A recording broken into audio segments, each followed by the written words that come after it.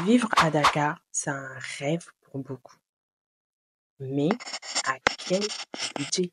Peut-on vivre avec 100 000 francs par mois ou faut-il plutôt viser 1 million pour être à l'aise? Aujourd'hui, je vous emmène dans une immersion totale, notamment le budget minimal ou le budget confortable. Tout cela pour que vous sachiez exactement ce qui vous attend.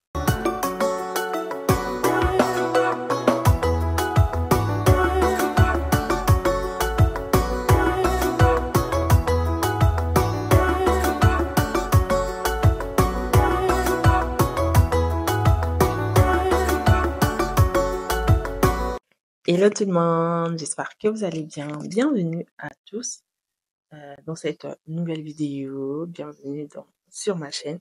Alors, vous êtes nombreux à me demander, notamment à m'écrire sur Instagram. Déjà, venez me suivre sur Instagram. Vous m'écrivez sur Instagram, vous venez même m'écrire par mail pour me demander combien il faut prévoir pour venir à Dakar, combien il faut avoir au moins minimum par mois pour pouvoir bien vivre, au moins avoir le minimum, etc. La réponse que moi je peux vous donner déjà, c'est que ça dépend de votre style de vie. Ok?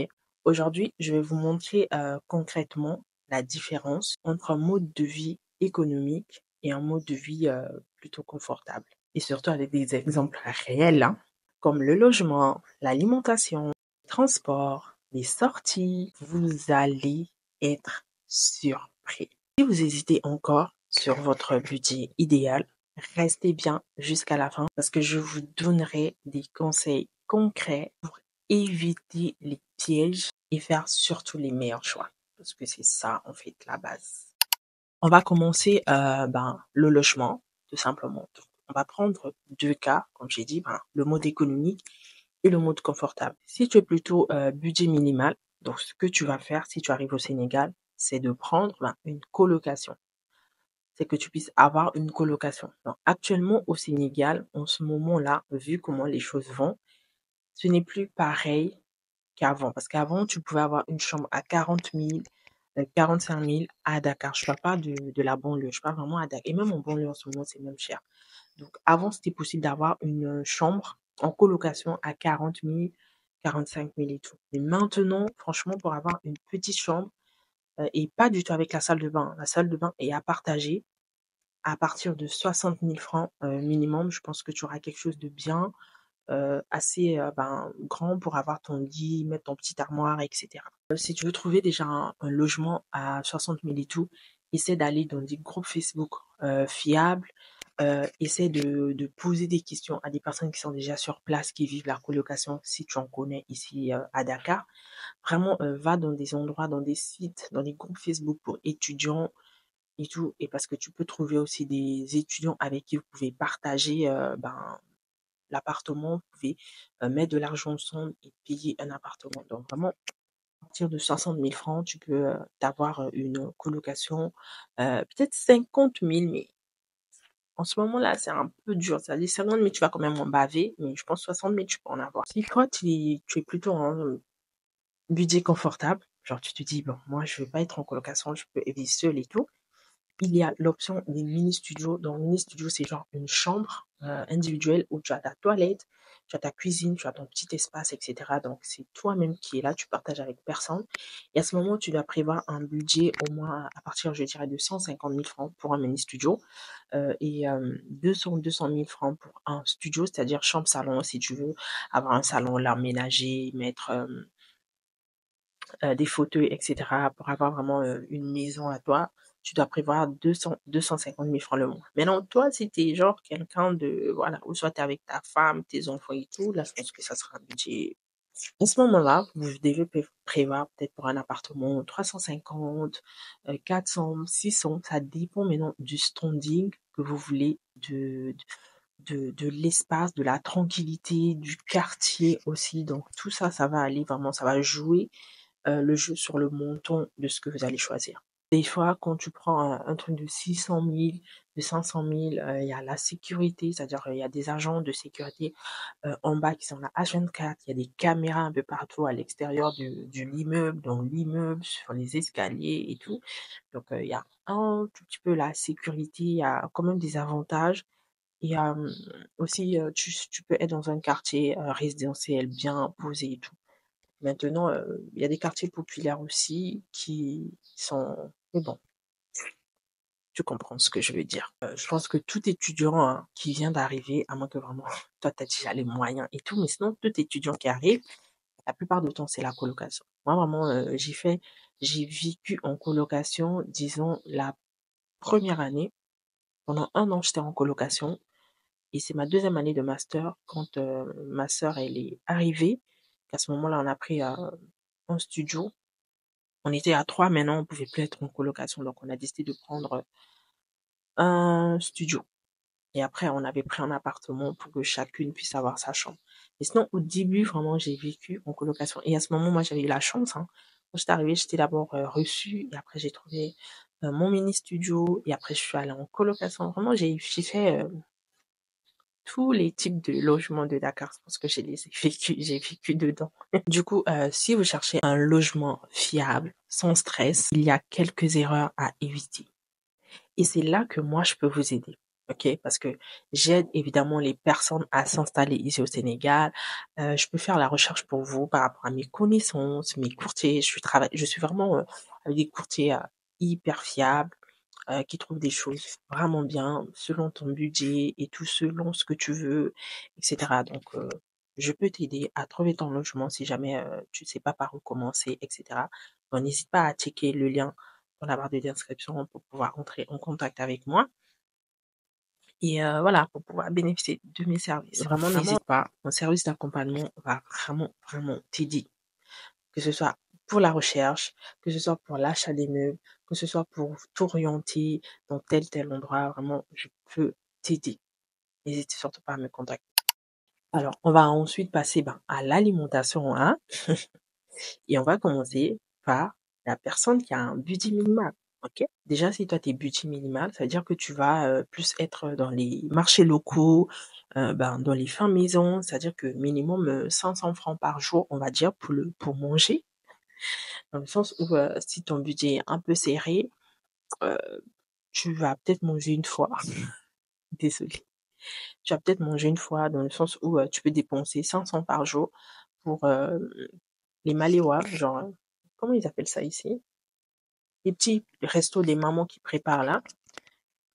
J'ai dit maléwa parce que c'est ce qu'on dit chez nous au Congo, où tu vas avoir le plat à 500.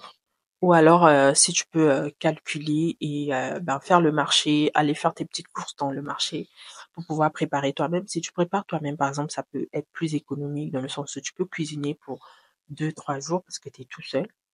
Donc ça peut vraiment t'aider dans l'alimentation. Et surtout, faire tes courses plus dans le marché, privilégier les trucs locaux. Maintenant, si toi, tu es quelqu'un de budget assez confortable, je pense que tu seras quelqu'un qui va beaucoup aimer les supermarchés, aller acheter tout ce qui est dedans, fruits, c'est-à-dire vouloir manger complet. Ou alors, de temps en temps, te faire des restos. À ce moment-là, je pense qu'il faut prévoir minimum 5 000 à 15 000 francs par jour. Mais je pense que si tu as un budget serré aussi, tu peux avoir des trucs dans Auchan et tout. Mais je pense que aller au casino, Super U et tout, là-bas, c'est quand même... Pour les transports, moi, je te conseille déjà, si tu es un étudiant et que tu as un budget serré, de te familiariser avec les bus, les transports en commun, notamment les clando, les cars rapides, les Tata. Si c'est possible, hein, c'est genre ton école est proche, la marche à pied et maintenant, si tu es quelqu'un qui a un budget assez, on va dire, confortable, genre tu te sens plus aisé à dépenser, etc. À ce moment-là, tu peux te permettre de prendre un chauffeur privé, d'utiliser constamment les Yango. Si peut-être tu as ta voiture personnelle et tout. Là, le budget peut aller à 300 000 francs par mois. Je sais pas si j'abuse. Mais si tu es plutôt clando, etc., ça peut aller à moins de 20 000 francs par mois. Donc, ça fait que tu économises beaucoup plus. Mais si toi, tu veux vraiment être dans le confortable, à ce moment-là, il faut prévoir 200 000, 300 par mois. Je sais pas si j'abuse. Mais oui, parce que c'est cher. Et moi, je suis une personne qui a testé les deux. Donc, j'ai, jusqu'à présent, en fait, Clando, Tata, tout, Yango, tout ça. Et je peux vous dire que les Yango, taxi, trucs personnels, là, c'est de l'argent. Et de temps en temps, il faut prendre, si tu peux, les Clando, euh, les bus, là, en commun et tout. C'est vrai que des fois, c'est un peu flippant, mais c'est économie. Alors, pour se faire des petites sorties et tout, je pense que tu peux faire des sorties gratuites, hein, dans le sens où les balades, tu sors, tu marches, tu découvres la ville, tu vas à la plage. C'est-à-dire que tu te poses à la plage, c'est gratuit. Tu te fais un petit Netflix à la maison, c'est gratuit. Chill, chez toi, tranquille, c'est gratuit.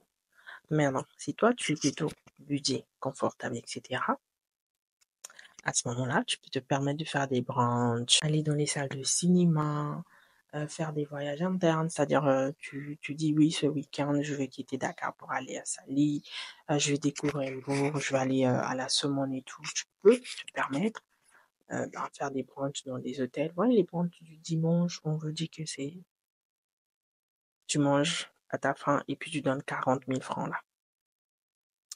C'est de ça dont je parle. Si tu as un budget qui te permet, fais-le. Mais sinon, sors, balade-toi, découvre la ville, marche, ça va te faire du bien, va te poser à la plage. Il y a des événements culturels aussi ici qui sont gratuits. Il suffit juste de les découvrir. Je sais pas, mais tu es de quel team en fait? Tu es plutôt team budget serré ou toi c'est plutôt confort? Et moi je me dis, peu importe votre choix, hein, que tu sois budget serré, que tu sois budget confortable, l'essentiel c'est de bien anticiper votre installation. Si vous avez besoin d'un accompagnement pour si vous avez besoin d'un accompagnement pour trouver le logement, pour vous aider dans votre budget avant d'arriver, je propose je propose justement un service pour vous aider, un service d'accompagnement pour faciliter votre installation au Sénégal. Je peux vous guider pas à tous les détails sont en description. Mais sinon, en fait, j'ai oublié. J'ai une petite question à vous. Combien seriez-vous prêt à dépenser pour vivre au Sénégal? Voilà, c'est la fin de la vidéo. J'espère qu'elle vous a plu. N'hésitez pas à liker, à partager, à vous abonner. Et en attendant, en attendant qu'on se retrouve pour une prochaine vidéo, portez-vous bien, prenez soin de vous et on se dit à bientôt.